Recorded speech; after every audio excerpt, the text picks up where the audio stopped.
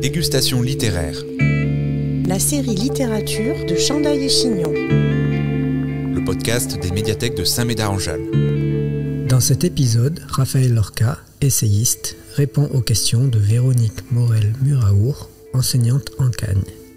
Cette rencontre se fait dans le cadre des dégustations littéraires cheminées ensemble de la médiathèque de Saint-Médard-en-Jalles. Écoute, c'est Chandail et Chignon, le podcast des médiathèques de Saint-Médard-en-Jalles. On nous met dans des conditions idoines pour lancer. La salle est chauffée à blanc là. Exactement. Bonsoir à tous. Bonsoir à toutes et tous. Merci infiniment de nous avoir retrouvés pour une soirée à nouveau exceptionnelle. Bonsoir Raphaël. Le roman national des marques, on va en parler évidemment longuement ce soir. Mais on peut peut-être vous demander dans un premier temps de vous présenter. En quelques mots, Raphaël, qui êtes-vous ? Bonsoir à tous. Je viens de Saint-Pierre-et-Miquelon. Voilà, exactement. Ça mérite des applaudissements. Archipel français d'Amérique du Nord. J'ai 31 ans et je travaille beaucoup sur des sujets extrêmement différents les uns des autres et que j'essaye de relier. Et ce livre, on est un bon exemple. J'ai travaillé quelques années en agence de publicité. J'ai tenté de faire une thèse de linguistique sur le discours politique des marques commerciales, que je n'ai jamais terminé. Je suis par ailleurs passionné de politique et il m'est arrivé dans les ouvrages précédents d'écrire sur la politique, avec une approche, alors les objets sont différents, mais l'approche au fond, on peut la résumer comme ça, j'essaye de cerner des objets très contemporains par la question des imaginaires, avec cette question de savoir qui les produit, comment, et surtout par quel type de grille d'analyse on va pouvoir les approcher, ces imaginaires-là. Et donc les imaginaires, ils sont extrêmement variés, ils sont produits aujourd'hui par des séries.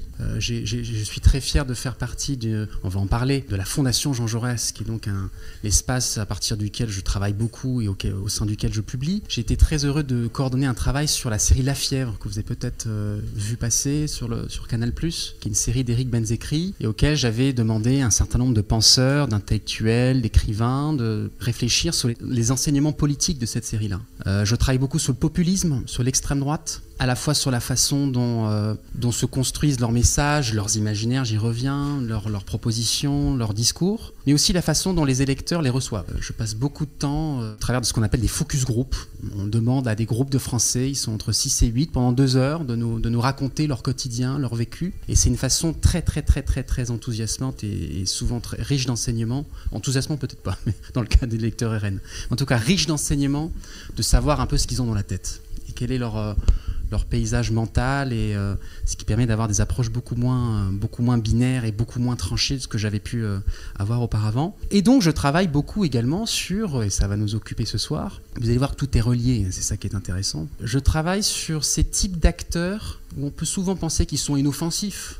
Les spots publicitaires, on en entend dans la radio, à la télévision, on y fait d'ailleurs souvent pas trop attention. Or, je fais partie d'une école qui remonte à loin, mais on peut commencer par la figure de Roland Barthes et tout un tas de penseurs qui ont suivi, et mon maître a pensé à moi qui s'appelle Benoît Elbrun, qui a coordonné qui a co-dirigé ma thèse pendant 4 ans et qui coordonne avec moi l'observatoire Marque imaginaire de consommation et politique à la Fondation Jean Jaurès. Toute cette école qui considère que précisément, il se passe dans l'espace marchand, de la part de ces acteurs non élus, mais qui disposent de puissances commerciales, financières et surtout narratives très puissantes, pour pouvoir précisément instiller des façons de penser, des façons d'agir, sur tout un tas de thématiques, sur tout un tas de sujets. Mon introduction est très longue, mais je terminerai par là. Pendant 40 ans, la grande question de ceux qui s'intéressaient à la question des marques, c'était au fond de savoir la dimension idéologique des discours publicitaires. Au fond, on nous vend du bonheur par la consommation.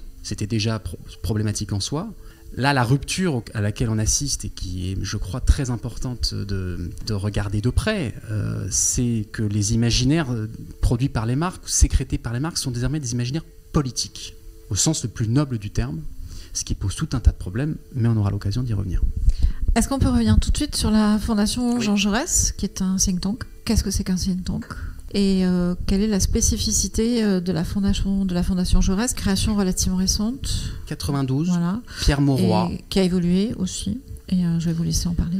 qui a beaucoup évolué, qui est un espace assez unique en son genre, qui est d'abord un espace de circulation d'idées et de discussion, ce qui est quand même très important. C'est-à-dire que c'est un espace où, alors il y a quelques salariés, je n'en fais pas partie, il y en a 8, et il y a surtout 400 personnes qui participent de manière plus ou moins régulière à titre bénévole, et c'est mon cas, pour proposer des réflexions, des publications sur tout un tas de sujets qui traversent la société française. En gros, l'obsession de la Fondation Jean Jaurès, c'est de dire on veut être une sorte de vigie, d'observatoire de tout ce qui émerge. Alors, il y a beaucoup de choses qui émergent partout.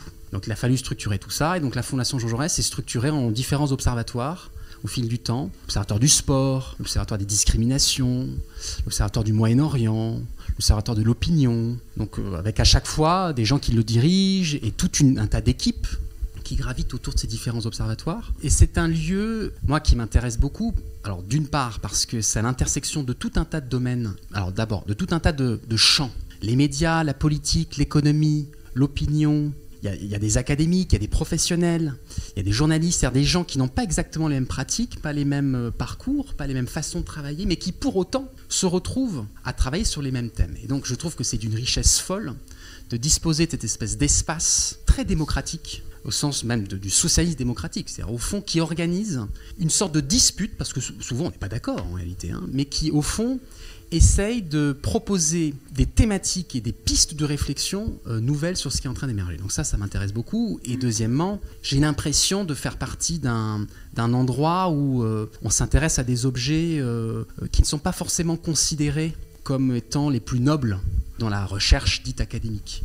Moi, j'avais expérimenté de manière assez douloureuse 95 refus de directeur de recherche à l'école des hautes études en sciences sociales pour diriger ma thèse. L'essentiel des réponses étant, écoutez, cher monsieur, nous on fait de la science politique avec un grand P, vous nous embêtez avec votre histoire de marque, nous on vend pas de la savonnette, nous on s'intéresse aux vraies dynamiques politiques de notre société. Donc j'avais été très, très frappé par au fond cette réticence à croiser précisément les disciplines. Il me semble que la Fondation Jean Jaurès le fait bien. Alors voilà, je ne sais pas si... Ouais, très bien. On va revenir sur cette intuition qui n'est pas simplement une intuition qui repose sur des recherches et sur du travail. Mais pour revenir sur ce que vous disiez sur ces refus, vous avez l'impression qu'une partie justement je vais lâcher un gros mot, une partie des intellectuels, une partie des académiciens en la matière, pardonnez-moi, est frappée de cécité sur certaines évolutions de la société française? En tout cas, la question de la consommation a été historiquement totalement reléguée dans le champ des priorités. Je discutais il n'y a pas très longtemps avec une femme remarquable qui avait la particularité d'être une conseillère technique de Dominique Strauss-Kahn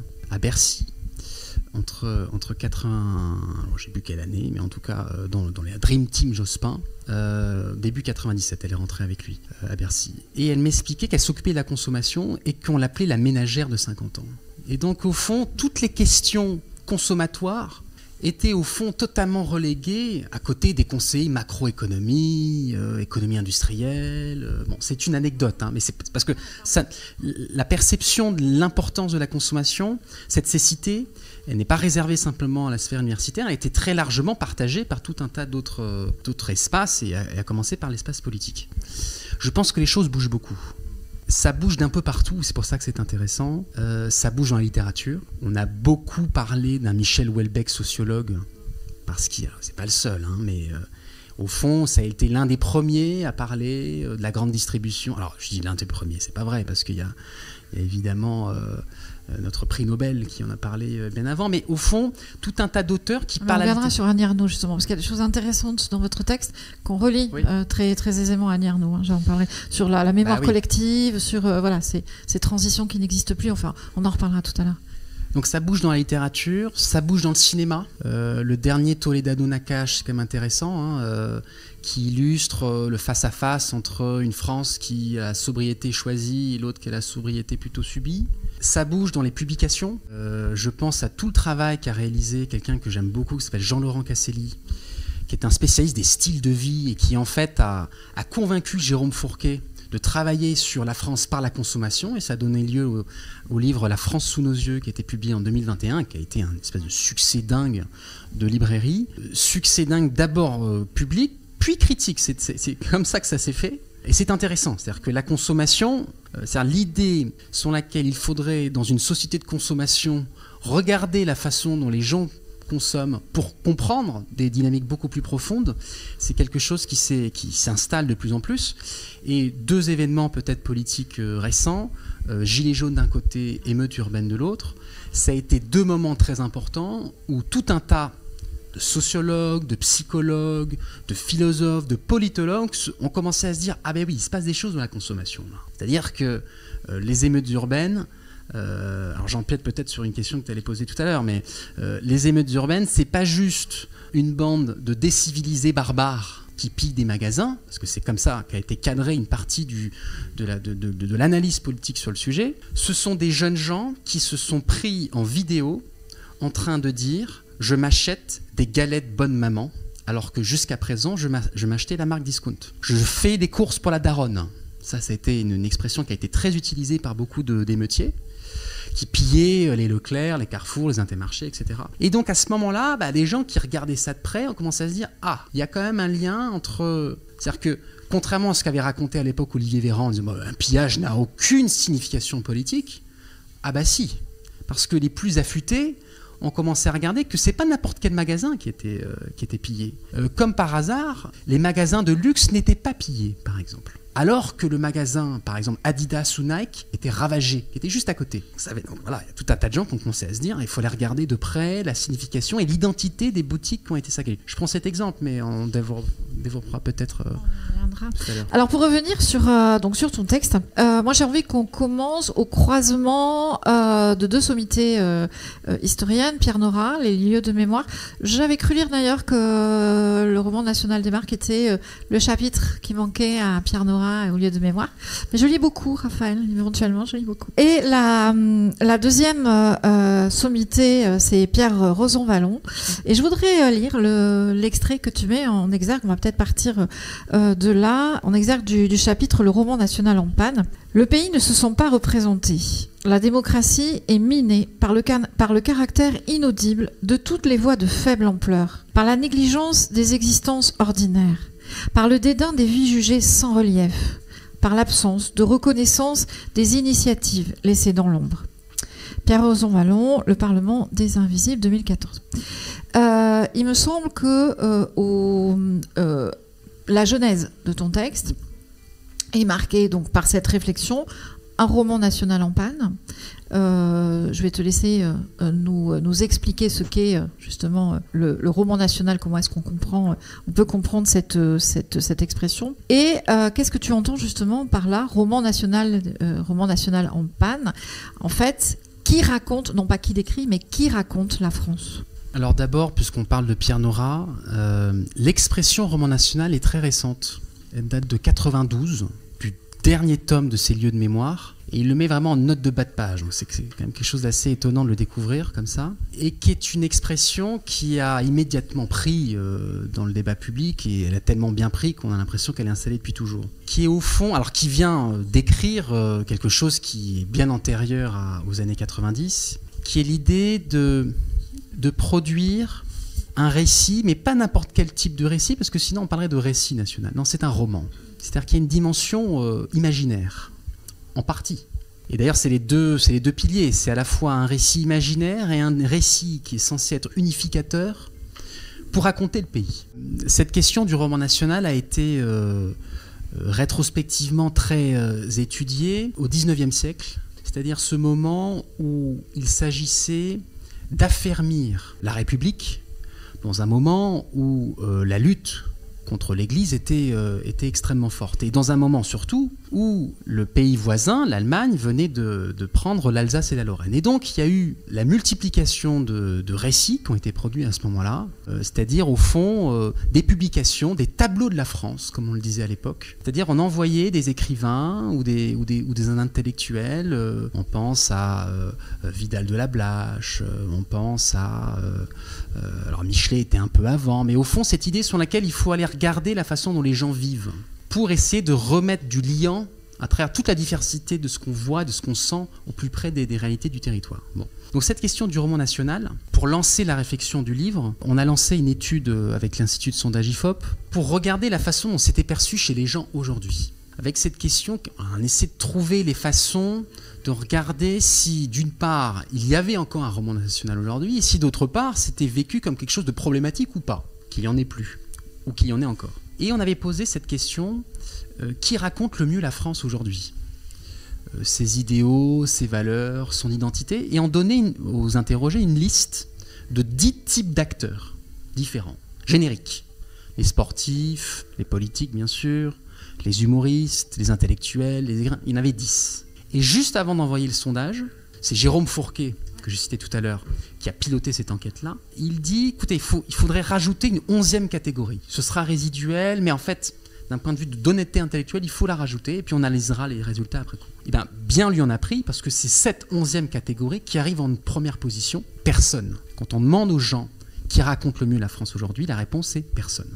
Et cette première réponse, elle est écrasante, et elle arrive en première position dans toutes les catégories socio-professionnelles. Donc j'ai fait tourner la machine. Il faut vraiment être du CSP++++, très diplômé, très urbain, pour que cette catégorie personne rétrograde en 2e ou 3e position. Donc autrement dit, il y avait le sentiment d'un déficit de compteur national. Et toute la réflexion, alors nourrie par des recherches d'anthropologues américains, moi que je suis beaucoup, il s'appelle Douglas Holt, qui a théorisé depuis bientôt 30 ans l'idée sur laquelle nos sociétés contemporaines évoluaient sur un marché de récits. C'est-à-dire qu'indépendamment des champs auxquels les différents acteurs appartiennent, que ce soit dans le sport, dans le show business, dans la politique, dans la consommation, en fait, pour le récepteur final, tous ces acteurs évoluent sur un même marché du récit. Et prenez cet exemple très éclairant, un président de la République ou un candidat à la présidence des États-Unis d'Amérique qui voudrait proposer un récit du type « Just Do It », la place est déjà prise par Nike. Donc il faut qu'il produise autre chose. Donc il y a des mécanismes de marché, d'offres, de demande, de compétition, etc. Donc lui, il appliquait ça au champ des récits. Et donc baigné dans cette culture-là, il m'a semblé très intéressant de remarquer que si le politique laisse la place de ce roman national, s'il ne joue plus, ne tient plus son rôle de conteur national, c'est-à-dire au fond de proposer par le récit des solutions à des problèmes qui tenaillent toute nation. Qu'est-ce qu'on a à faire ensemble ? Qu'est-ce qui nous relie plutôt que ce qui nous divise ? Et peut-être vers quel horizon commun on se destine collectivement. C'est-à-dire cette incapacité à prendre en charge ce récit-là et à apporter des réponses à ces questions-là, laisse la place à tout un tas de gens. Et c'est tout un tas de gens, il y a tout un tas de nouveaux compteurs politiques, les humoristes. Pourquoi ? Parce que quand on demande avec les mêmes catégories d'acteurs qui racontent non pas la France mais les Français, leurs aspirations, leurs préoccupations, leur quotidien, etc., la catégorie numéro 1, ce sont les humoristes. Je trouvais que c'était quand même un enseignement assez intéressant de cette enquête. Mais aussi du Cyril Hanouna. Quand moi j'écoute les Français dans des focus group et que je leur demande « mais qui raconte le mieux votre quotidien ?» Il y a une part non négligeable, en spontané, sans même qu'on le teste le nom, qui disent « Cyril Hanouna ». Donc ça veut dire que ça fait partie des locuteurs et des conteurs considérés comme pertinents par un nombre croissant de Français.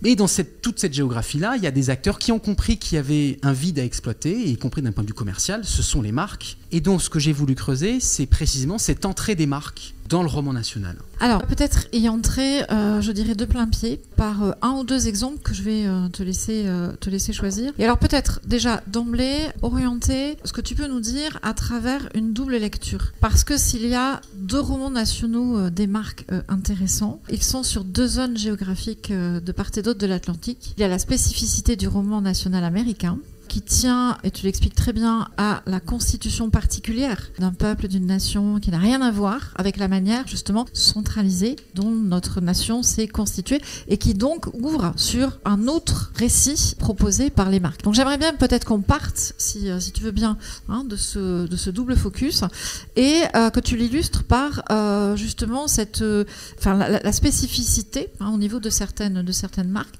de part et d'autre justement de l'Atlantique. Alors avant de regarder les différences, il y a d'abord un point commun entre les deux, et la France et les États-Unis. C'est-à-dire que les deux nations reposent sur ce que Paul Ricoeur appelait l'identité narrative. C'est-à-dire cette idée sur laquelle on se définit peut-être d'abord et avant tout par la façon dont on se raconte soi-même aux autres. Et c'est pour ça que la question du roman national est très importante en France, et elle est aussi aux États-Unis, même s'ils ne le disent pas comme ça. C'est-à-dire que c'est une notion très franco-française qui n'est pas traduisible. Ils ne disent pas national narrative, ça n'existe pas.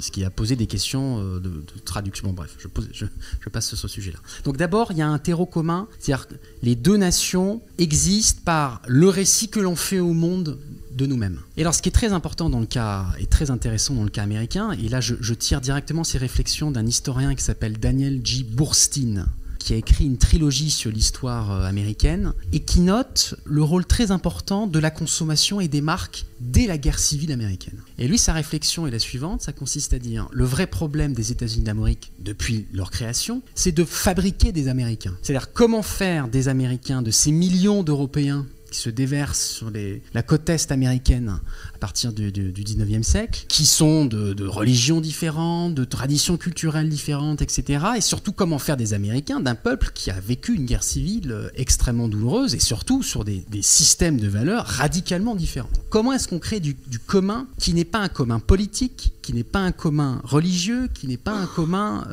culturel? Bon. Eh bien, la réponse de Boorstin, ça consistait à dire les États-Unis d'Amérique ont inventé dans leur façon même de se construire en tant que nation l'idée de faire nation par la consommation. C'est-à-dire qu'être américain, c'est dès la fin de la guerre civile l'idée d'être un consommateur de produits américains. Alors, il le dit tout de suite, évidemment, ce sont des affiliations beaucoup plus tenues, beaucoup plus fragiles que des grandes affiliations religieuses, politiques, intellectuelles. Toujours est-il que ce sont des milliers de filaments et des millions de filaments qui organisent et structurent les Américains entre eux. D'où le rôle fondamental des grandes marques américaines, mais voyez, depuis 200 ans. La période du jean, des voitures, du cinéma, de McDonald's, etc., etc., etc. Et donc ça, j'ai trouvé que c'était quand même une réflexion extrêmement éclairante, parce que là, on est vraiment à la base de la façon dont se constituent des nations, et ce qui explique le rôle prédominant des marques dans l'imaginaire national américain. Bon, en France, on a un modèle de constitution nationale totalement différent, ça passe par l'État. C'est-à-dire que, contrairement à beaucoup d'autres nations, l'État a précédé la nation. Ça, c'est très important. C'est qu'il n'y avait pas d'abord une nation préalablement constituée, c'est-à-dire un peuple de gens homogènes en termes de langue, de valeurs, de façon de vivre, qui auraient envie de faire des choses en commun et qui se seraient dotés dans un deuxième temps d'une puissance étatique. Il y a eu, à partir du XIIe siècle, et voilà, on peut remonter à Louis XI, etc., un mécanisme de centralisation et de suradministration par l'État qui, dans un deuxième temps, a fabriqué la nation française. Par l'imposition d'une langue commune, par l'imposition de tout un tas de normes, etc. Et donc, c'est pour ça qu'on a, me semble-t-il, un rapport très particulier à l'État, à la puissance publique, c'est que c'est par l'État que l'on fait un. Ce sont des réflexions que l'on retrouve beaucoup chez Raoul Girardet, pour ne citer que lui, qui a beaucoup écrit sur cette question de ce mythe de l'unité de la nation française qui passe nécessairement par l'État. Ce qui nous permet de comprendre d'ailleurs que lorsqu'on désarme l'État ou lorsqu'on détruit du service public, in fine, on a une sursensibilité beaucoup plus forte que dans d'autres pays parce qu'on a l'impression que ça, en bout de chaîne, et c'est pas qu'une impression à mon avis, ça désarticule le lien social et ce qui nous fonde en tant que nation. Bon, je ferme cette longue parenthèse. Et donc, si c'est l'État qui a ce rôle caractéristique pour fonder notre existence en tant que nation, c'est l'État qui, évidemment, a un rôle prédominant pour inscrire, marteler, façonner notre roman national. Et donc, c'est pour ça qu'on ne le vit pas du tout de la même façon en France et aux États-Unis. Aux États-Unis, quand on leur dit « attention, des marques racontent les États-Unis d'Amérique », il n'y a aucun danger. C'est-à-dire que la chose est totalement digérée depuis 200 ans. En France, c'est différent. C'est-à-dire que la dynamique État versus marque prend une toute autre connotation. C'est-à-dire que là, cette fois-ci, c'est une logique de remplacement et de concurrence. C'est-à-dire qu'à partir du moment où l'État, et je reprends la réflexion précédente, ne remplit plus cette fonction de sécrétion d'un récit collectif unificateur, etc., et que ce sont les acteurs marchands qui le font, là, on bascule dans une autre logique et qui pose tout un tas de problèmes et qui ne se pose pas du tout la même façon aux États-Unis. Cela dit, je vais revenir juste quelques instants sur les États-Unis. On note quand même ces dernières années, depuis la première élection de Trump, un changement justement dans la manière dont les marques racontent les États-Unis. D'abord de façon très politique, lors de la première élection de Trump, beaucoup plus neutre en se disant on va au moment de la deuxième, enfin de l'élection de Biden, attention, on va faire scission dans la nation américaine. Et puis là, on peut parler quand même d'une forme d'allégeance, même plus que d'une forme qui nous ramène. On parlait tout à l'heure du roman on sent du roman d'Éric Vuillard, l'ordre du jour, on est en train de rebasculer vers ce système chez nous en Europe, des années 30. C'est un bon indicateur, je trouve, de regarder la façon dont les marques se positionnent par rapport aux différentes élections. Moi, j'avais été très frappé de regarder vraiment l'existence de centaines et de centaines de campagnes publicitaires de grandes marques et de petites marques américaines qui toutes, au moment juste avant et juste après l'élection de Trump, ont pris des positions de contre-pouvoir. Et c'est comme ça qu'elles se considéraient. C'est-à-dire qu'au fond, il y avait la logique selon laquelle une partie de l'Amérique venait d'élire Donald Trump. Et au fond, tout se passe comme si, dans un moment où le camp démocrate avait été très affaibli et totalement sonné par cette défaite qu'il n'avait pas du tout anticipée à l'époque, il manquait cette deuxième voie, c'est très bipolaire comme système politique aux États-Unis, et que cette seconde voie a été, pendant en fait 2 ans jusqu'aux midterms, que je ne me trompe pas, 2018, cette seconde voie a été occupée par des marques commerciales qui occupaient le terrain et qui disaient le climat, on ne lâche pas, les discriminations, on ne lâche pas, toute la vision de l'Amérique construite par l'immigration, on le reconstruit, on le remartèle, etc. Donc ça, c'était quand même quelque chose d'assez neuf en fait dans l'histoire politique contemporaine. Deuxième moment, effectivement, lors de l'élection de Joe Biden, je m'attendais à une forme de politisation sur la même longueur d'onde. Et en réalité, on s'est rendu compte qu'il y avait une sorte de mouvement de recul qui consistait à dire, en fait, on contribue à polariser davantage les États-Unis par nos récits très politiquement affirmés, donc on va peut-être se mettre en retrait. Et là, effectivement, on est encore dans un troisième tournant où un certain nombre d'entre elles assument un virage réactionnaire. Et ça, c'est une révolution dans le petit monde des entreprises et des agences de communication, parce que, alors, c'est une révolution. Alors, à l'échelle historique, pas tant que ça. C'est-à-dire que la référence à l'ordre du jour d'Éric Vuillard, c'est quand même cette rencontre entre les industriels allemands et Hitler en 1933 avec cette espèce de pacte scellé, alors pour des raisons très différentes, d'opportunisme, d'allégeance au nouveau pouvoir, etc. Donc il raconte ce moment où Hitler rencontre ces industriels allemands. Là, ce qui choque profondément la théorie marketing, c'est que l'engagement des marques, c'était en fait conçu implicitement comme nécessairement progressiste. En fait, c'est ça qui est très intéressant. C'est-à-dire qu'au fond, quand on pensait la façon dont les marques prennent position dans le débat public, c'était nécessairement pour plus d'égalité homme-femme, moins de racisme, sauver la planète, etc. Et c'est vrai que n'importe qui se baladait sur les sites corporels des grandes marques, alors, prendre les exemples américains, et c'était le cas aussi en France, on avait l'impression qu'ils candidataient tous au prix Nobel de la paix. Il y avait quelque chose de for good partout, tout le temps, et qui nous a fait oublier une idée quand même assez simple. En fait, c'était l'illusion de la fin de l'histoire. Et je pense que le parallèle avec Fukuyama tient. C'est-à-dire que de la même façon qu'on a cru à la chute du mur que le monde serait irrémédiablement démocratique, pacifié, etc., on a cru que les marques ne pouvaient être que des acteurs du progressisme, des luttes contre la discrimination, etc. Or, on s'est rendu compte qu'elles pouvaient se politiser très à droite, de façon très antilibérale, très réactionnaire sur les questions du masculinisme, sur l'immigration, sur même un raidissement religieux chez tout un tas d'acteurs. Donc oui, c'est quand même c'est un bon thermomètre, je trouve, le discours des marques pour regarder l'évolution de ce qui se passe aux États-Unis. Dégustation littéraire, la série littérature de Chandaille et Chignon. Si on en vient maintenant aux marques françaises, il y a un rapprochement que je trouve intéressant que tu fais entre la manière dont, enfin le rôle que les marques peuvent jouer et les romans populaires au 19e siècle. Et j'aimerais bien que tu développes cet aspect-là parce que je trouve vraiment très intéressant comme genèse justement de ta réflexion. On n'a jamais interrogé sur cette partie du bouquin et je suis très heureux de pouvoir la développer devant vous. C'est la spécificité ici en général. Il y a une question qu'on n'a pas posée ailleurs. Alors, il y avait un travail très intéressant d'une chercheuse qui s'appelle Anne-Marie Thiès, qui a beaucoup travaillé d'ailleurs après coup sur les logiques de construction nationale. Et son premier travail publié, c'était ce qu'elle avait appelé les faubourgs de la littérature. J'adore cette expression. C'est-à-dire qu'elle s'est intéressée à toute cette littérature populaire, alors au sens d'abord quantitatif, c'est-à-dire qui était vendue à des tirages dont on ose espérer aujourd'hui les tirages, et qui ont totalement disparu de la mémoire de la grande littérature, qui elle est entrée dans les annales. Alors, il y avait des titres, j'en avais lu un, j'en cite plein, mais alors vraiment je m'étais dit, allez, j'en lis un, La Dame au chapeau vert, où je prenais cet exemple, bon voilà, et parce que, en fait... Mais c'est aussi les mystères de Paris, par exemple. Ah, Et les Mystères de Paris sont republiés. Là, en ce moment, il y a des rééditions. Il y a un retour de Gensu et de tout le côté feuilleton. Mais je le mets un peu à part. Et j'avais fait le rapprochement avec les faubourgs de la littérature parce que, en fait, quand j'ai commencé à faire relire mon texte, les gens m'ont dit « Mais attends, t'es en train de nous faire croire que les discours des Marx, c'est l'équivalent de Victor Hugo. C'est-à-dire tous ces grands écrivains qui ont contribué quand même au roman national. » Et donc j'étais un peu coincé en me disant c'est vrai que là il y a un truc qui marche pas. Et donc je m'étais un peu rapproché de cette notion de...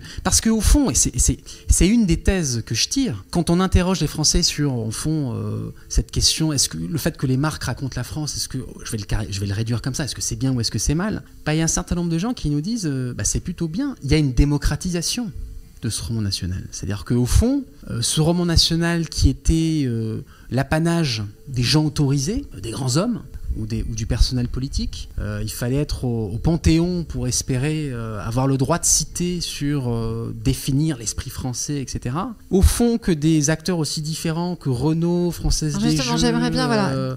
Donne-nous un exemple qui, pour toi, est vraiment frappant. Il y a une campagne qui m'intéresse beaucoup de Renaud. Renaud qui fait une campagne publicitaire, diffusée le 14 juillet 2022, donc déjà, il y a une symbolique du jour, etc., pour annoncer la création d'une usine de véhicules électriques à Douai.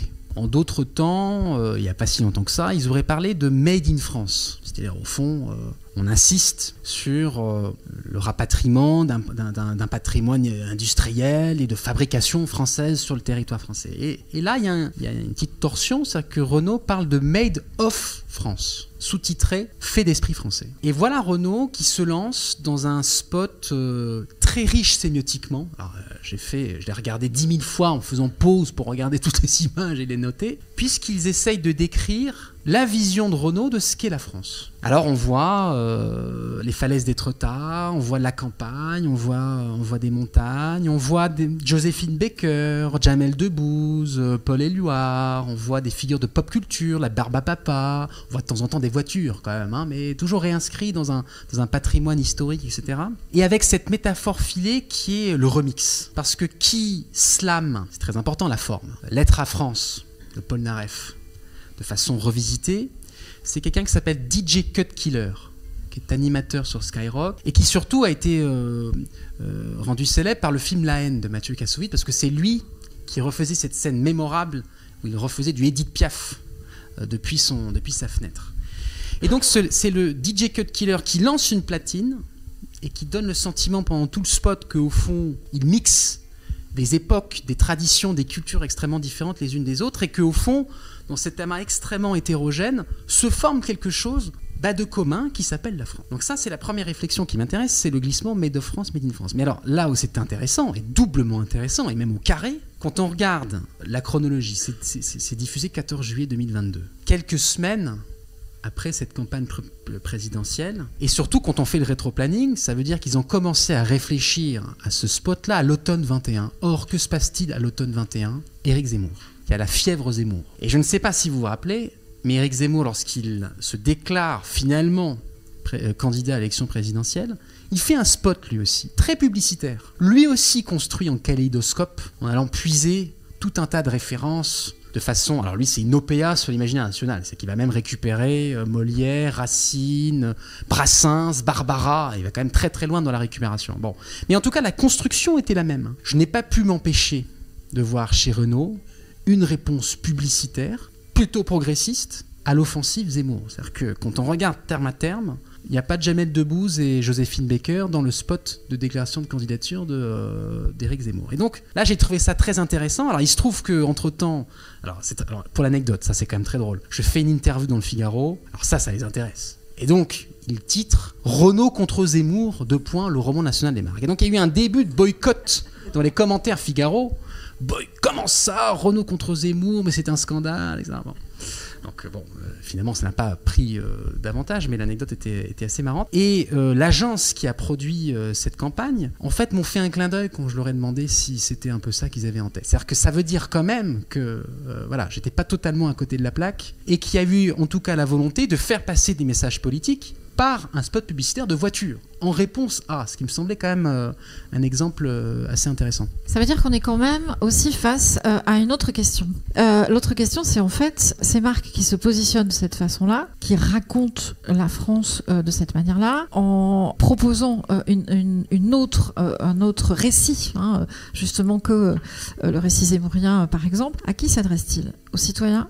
Aux consommateurs. Et là, je crois qu'on est dans cette espèce un peu de ligne de crête ou de faille entre la figure du consommateur qui aurait remplacé le citoyen, mais enfin peut-être pas tant que ça, puisque certains discours de marque s'adressent aussi explicitement aux citoyens. Comment être un consommateur citoyen et pas seulement un consommateur roi? Allez, je vais compléter, comme ça je vais corser encore la question. Comment parler aux citoyens, pas seulement aux consommateurs rois, et comment en finir avec l'imaginaire écran des 30 Glorieuses et de leur fiction? Bon, très vaste question. Je pense qu'une première façon de répondre, c'est de pointer du doigt la fiction du discours des marques. C'est-à-dire que dans la façon dont ils racontent leur métier, leur cible, parce que c'est comme ça qu'on parle, ils disent s'adresser aux citoyens. Et c'est là l'entourloupe, parce que évidemment qu'ils s'adressent aux consommateurs. Et je crois qu'il y a la nécessité de bien marquer la différence. Parce que ce à quoi on assiste, c'est à une contamination consommatoire de tout un tas de valeurs citoyennes et politiques. Je prends un exemple, la question de la liberté, qui a une valeur, on a 3 dans le triptyque, etc., mais qui est la valeur la plus transgressive, la plus émancipatrice, la plus traitée, peut-être même dans la littérature, dans le cinéma. Bon. Et bien la récupération par l'ordre marchand, c'est que vous n'êtes libre que lorsque vous êtes libre de consommer. Et ça, c'est quelqu'un qu'on a discuté ce midi, pré-discussion, non mais c'est quelque chose qu'a très bien compris un auteur que j'apprécie énormément, qui s'appelle Alexis Ragougno, qui est un auteur plutôt de science-fiction, qui avait écrit un roman chez Viviane Ami qui s'appelait Palimpseste, et qui imaginait une dictature futuriste, un populisme d'extrême droite, mais basé sur la consommation. Et il avait cette réflexion géniale. Le personnage principal, qui donc vit, même travaille au service du gouvernement de cette dictature d'extrême droite consumériste, disait « Je peux tout accepter pourvu que les magasins ne ferment pas ». Et donc on lui restreignait progressivement toutes ses libertés civiques, mais le tour de passe-passe, c'était de dire « Mais attendez, mais la plus grande des libertés, c'est celle de consommer ce que vous voulez ». Bon, donc ça, je trouve qu'il y a un premier élément qui est très important, qui est, attention, il y a vraiment un phénomène de contamination de la consommation qui vient éroder tout un tas de valeurs pures, nobles, et il faut y faire extrêmement attention. Alors la deuxième façon de répondre, puisque tu as parlé d'imaginaire écran, c'est un concept que je pique à Freud et la psychanalyse, puisque Freud s'est beaucoup intéressé à la façon dont, dans le traitement de la mémoire traumatique, il pouvait y avoir la constitution d'une mémoire écran qui avait une double fonction. La première, c'est l'écran au sens de faire écran A, c'est-à-dire on invisibilise ce qui pose problème. Et d'autre part, l'écran comme surface de projection fantastique. C'est-à-dire que là, on projette des choses très positives. Bon. Ce que Freud appliquait à l'échelle individuelle, du trauma, etc., il me semble qu'on peut l'appliquer de façon beaucoup plus large et beaucoup plus collective, à l'échelle politique. Et là, c'est vrai que une fois que j'ai mis le doigt sur ce truc-là, je me suis dit, en fait, il y a beaucoup de choses qui s'expliquent par cette question de l'imaginaire écran. Je vais prendre un exemple. Burger King. Burger King a lancé, il y a quelques mois, une série de burgers gourmets, plus chers, avec des spécialités régionales. Et donc, la construction est très simple, ils changent le fromage, ils ajoutent 2 ou 3 spécialités, et puis ça fait un burger basse, provençal, auvergnat, de montagne, avec de la raclette, etc. Bon. Ce qui est extraordinaire, c'est que là, on est en plein dans l'imaginaire écran. Parce que, qu'est-ce que ça projette de positif? C'est-à-dire tout un imaginaire du terroir, et donc de qualité perçue. Si on parle de piment d'Espelette, c'est que nécessairement, voire même de fourme d'Alembert, d'Ambert, voilà. Qu'est-ce qu'on projette? Quelque chose de très positif dont c'est forcément des ingrédients de qualité. Et qu'est-ce qu'on invisibilise? Forcément, la dimension fast-food, diététiquement pas du tout recommandable, etc. Donc vous voyez, c'est toujours des mécanismes, et en fait on pourrait multiplier les exemples. McDo a fait ça très très bien, en répond justement au fameux démontage à Millau d'un des McDo par José Bové. Voilà. Et la réponse, elle a pris des années en fait, et oui. Elle est passée par une sorte de rupture oui. D'ailleurs du lien... Oui. Voilà, avec la maison mère américaine. Et ça, c'est absolument extraordinaire. Ce cas, quand je l'ai décortiqué, personne ne l'avait fait comme ça. C'est-à-dire que je suis allé déterrer des archives dans les agences de communication qui avaient fait l'accompagnement de McDonald's France, est absolument remarquable. On est en 99, José Bové, à la tête de la Confédération paysanne, vient démonter le McDonald's de Millau, retentissement mondial, et en fait l'état-major de McDonald's France panique, parce qu'il lance d'urgence des focus group, pour se dire qu'en pensent les Français. Et il se rend compte que la greffe américaine risque d'être rejetée. Ça faisait 20 ans, exactement 20 ans. McDonald's arrivant à Strasbourg en 79, premier restaurant McDonald's. Ça faisait 20 ans qu'il se développait, avec des heurts, mais où au fond, il y avait une adaptation progressive de la société française au modèle McDonald's et du fast-food. Bon. Et là, il se rend compte qu'il y a un risque majeur de rejet. Et donc, qu'est-ce qu'il fait? Accompagné par l'agence Euro-RSCG et Jacques Séguéla à l'époque, ils ont cette idée formidable qui consiste à dire, eh bien en fait, on va faire une stratégie, je cite, d'intégration à la société française. Et donc ça donne lieu à une première campagne, née aux États-Unis, c'est indéniable, mais made in France. Et c'est les premiers à utiliser cette notion de made in France, et qu'ils vont dérouler ensuite pendant 20 ans. Et au fond, ces 25 ou 26 dernières années, ça a été la construction systématique d'une marque française, qui vient cocher toutes les cases de ce qui est considéré comme nécessaire pour être considéré comme une marque française. Alors, ils vont réinventer le service, ils vont faire du service à table, ça n'existait pas du tout dans les autres McDonald's. Hein. Ils vont inventer le McCafé, parce qu'on connaît l'appartenance. J'ai même vu du Habermas dans les slides. Non mais c'est extraordinaire quand même. C'est-à-dire pour justifier toute la culture politique du café et du McCafé, on va aller chercher dans une tradition française lointaine. Ça donne lieu à l'introduction au salon de l'agriculture, parce que c'est quoi être français? C'est quand même avoir un lien particulier aux producteurs, etc., etc. Et donc ils vont comme ça, petit à petit, faire en sorte de se créer une sorte d'identité française fictive, totalement factice, et qui sert justement d'imaginaire écran pour de plus en plus invisibiliser ces racines américaines. C'est vrai que ce cas McDonald's, il est assez fascinant en réalité. Et on ne peut que constater, et ça a été d'ailleurs une note de Jérôme Fourquet à la Fondation Jaurès qui s'appelle La génération McDo, qui montrait que 8 Français sur 10 ont poussé les portes d'un restaurant McDonald's ces 12 derniers mois. C'est-à-dire que c'est une marque qui a un taux de pénétration, comme on dit dans le jargon marketing, inédit. Aucune autre marque, ou presque, ne dispose de ce type de chiffres-là. Ce qui montre que la greffe, au lieu d'être rejetée, était totalement acceptée, et ce qui fait vous le savez, hein, la France, le 2e marché mondial de McDonald's, qui, au vu de notre population, est... Un pays qui se dit gastronome. Hein. Et dans un pays qui se dit gastronome, et justement, ils vont jusqu'à dire que dans le pays de la gastronomie, on fait des burgers gourmets, vous voyez. Ça veut dire que le capitalisme récupère tout? Alors ça, c'est...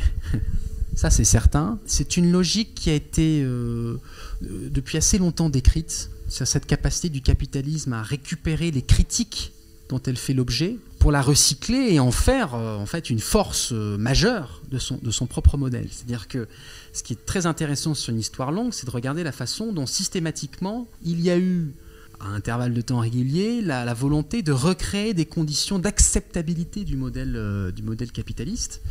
Et il me semble qu'aujourd'hui, les marques sont le bras armé de ça.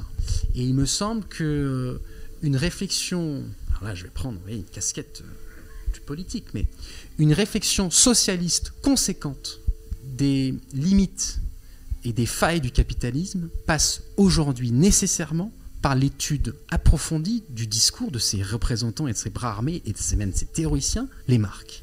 Parce que contrairement à ce que racontait notre Raïs à nous, François Hollande, lors de sa campagne de 2012, son ennemi c'est la finance, c'est-à-dire un ennemi sans visage, sans adresse. Là, ce qui est très intéressant, c'est que ce sont des marques qui ont un visage, une adresse, une histoire, une identité, et qui reposent là-dessus pour précisément injecter, telle une seringue, tout l'idéal et l'utopie capitaliste. Donc vous voyez, si on remonte politiquement, je pense que c'est à ce niveau-là qu'il faut... Là, tu viens de pointer un des enjeux fondamentaux. Est-ce qu'on considère qu'on est voué effectivement à ne plus être que des consommateurs?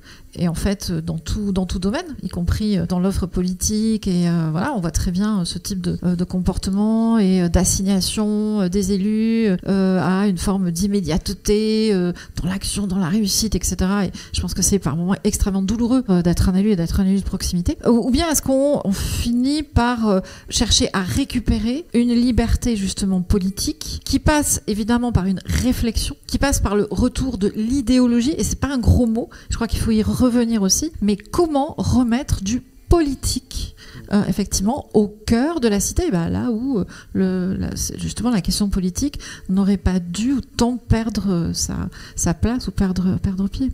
Alors je répondrai en 2 temps.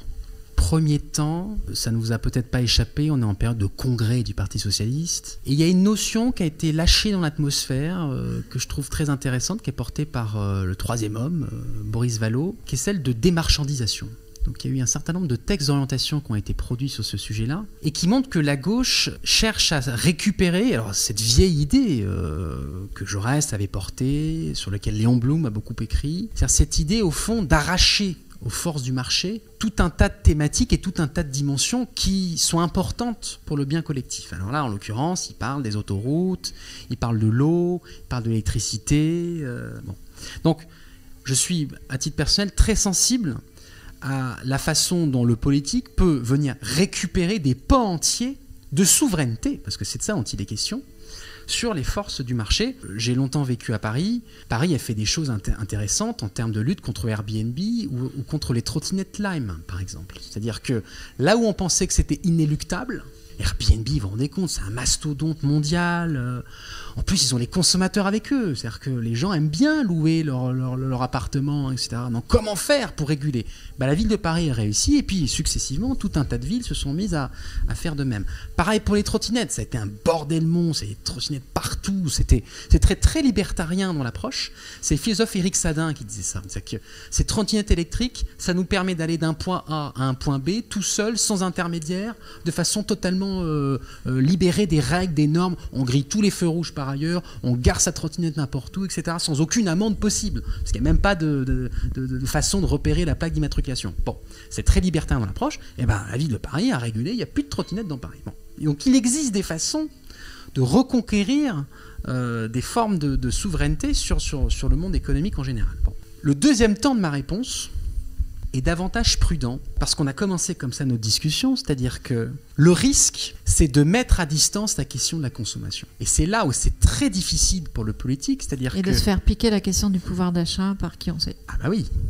C'est-à-dire que la consommation, ça compte dans la vie des gens. Jaurès disait, il perd les législatives de 1899, il retourne à Toulouse, il donne des cours à la fac de Toulouse et il fait une série de conférences sur qu'est-ce que le socialisme. Et donc il cherche à réfléchir sur la façon dont la gauche pourrait regagner les élections. Et donc il dit cette chose très simple, il dit en fait il faut se remettre la tête dans la vie des gens. Il faut réinscrire le socialisme dans l'ordre matériel. C'est comme ça qu'il parlait. Ce qui a donné lieu à 200 ans de réflexion sur l'ordre matériel, le travail. Or, tout un tas d'enquêtes, de sociologues l'ont bien montré. Ce qui structure de plus en plus la vie des gens, c'est le hors-travail, à savoir la consommation. Donc, le risque, et c'est pour ça qu'il faut avancer sur 2 jambes, mais c'est que c'est très compliqué, c'est que le risque, c'est de précisément mettre à distance cette question de la consommation, dire en fond, c'est une mauvaise chose. Et objectivement, c'est vrai. La surconsommation, ça nous emmène dans des limites sociales, économiques, environnementales, absolument désastreuses. Oui, mais quand on demande aux gens, dans une société idéale, est-ce que vous aimeriez plus ou moins de consommation ? La population générale dit moins, à 60%, pour des raisons éthiques, environnementales, sociales. Posez la même question aux classes populaires. La proportion s'inverse. Les gens disent plus. Et pourquoi ils disent plus ? Parce qu'ils n'ont pas accès à cette société de consommation. Donc ils veulent à leur tour avoir accès aux promesses que tout le monde marketing par ailleurs a construit depuis des années. C'est-à-dire que l'idée sur laquelle il y a plein de produits qu'on ne peut pas ne pas avoir. Et ne pas les avoir, c'est être exclu de la cour de récréation quand on a un enfant, être exclu du mode de vie majoritaire des gens. Donc ça, cette question-là, et c'est un Américain, évidemment ça m'échappe, qui est décédé tragiquement, il s'est suicidé, ça va pas m'aider à retrouver le nom, peu importe. Un penseur américain très radical, qui avait pris un peu à contre-pied tout le monde et qui disait la chose suivante, en fait, si la gauche rejette ce qui constitue quelque chose de très important pour les classes sociales qu'elle entend représenter, en fait ça pose problème. Donc, je pense qu'il y a, il faut certainement pas, et tu viens d'en dire un mot, abandonner le sujet parce que d'autres s'en emparent. On a parlé des marques commerciales et qui corrodent, j'en suis persuadé, l'esprit citoyen par la consommation. Il y a d'autres forces politiques qui ont bien compris qu'il y avait des gisements d'électeurs énormes du côté des consommateurs. C'est-à-dire des gens qui ont peut-être davantage lâché la rampe de l'actualité politique, du suivi politique, les discussions de politique publique, etc. et qui se reconnaissent dans des mesures qui parlent comme du Leclerc ou comme du Intermarché. L'exemple que je prends dans le bouquin, ça m'avait semblé très caractéristique, c'est lorsque Marine Le Pen veut se construire en candidate du pouvoir d'achat, elle sort une mesure qui consiste à dire on supprime la TVA sur, je cite, un panier de produits de première nécessité. Un panier de produits de première nécessité. On a ça dans nos magasins tous les jours. Panier bloqué, c'est une rhétorique de la grande distribution. Donc elle parlait comme du Leclerc, et parler comme du Leclerc aujourd'hui, ça a une force de pénétration dans l'opinion publique qui est autrement plus puissante qu'un discours très technocratique voyez. Donc tout ça pour vous dire que c'est la dernière partie de mon livre où j'essaie de regarder la façon dont tout ce que j'ai raconté sur la consommation, la façon dont ça s'est politisé, il y a eu une compréhension, et pas seulement de Marine Le Pen, en fait, de l'ensemble des extrêmes droites mondiales, qui consiste à dire, et c'est là on fait le lien avec les 30 Glorieuses, qui consiste à dire, en fait, on va se mettre en position de défendre le mode de vie mis en danger des classes moyennes.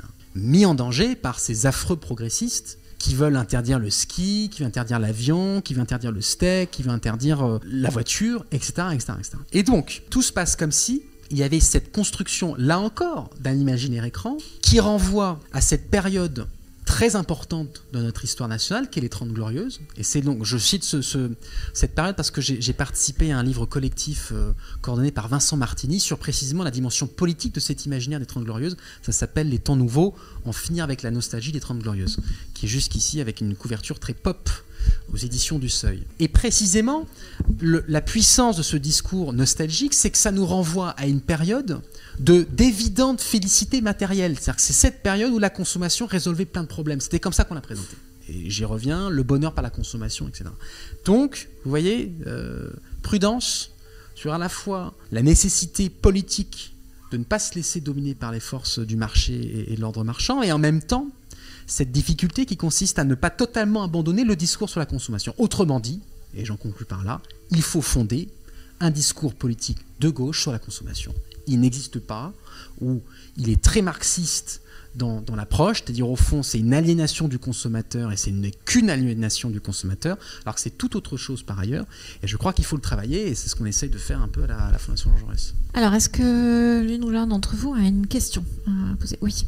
Je me demandais comment on peut, sur le plan individuel plutôt, justement contrer cet imaginaire que nous vendent les marques et qui obère complètement notre autonomie de pensée.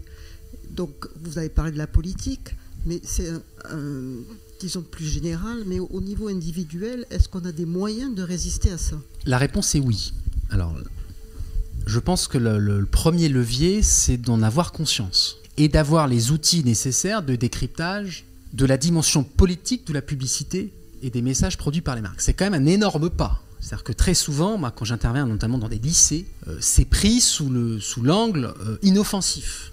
Ce sont des petites publicités, d'ailleurs souvent rigolotes, qui passent souvent par l'humour, par les décalages, etc., pour produire des messages. Donc ça, il y a un premier élément sur, attention, il se passe des choses dans les discours publicitaires et il faut avoir les outils pour les décrypter, etc. Le deuxième élément, alors là c'est l'arme nucléaire, le boycott.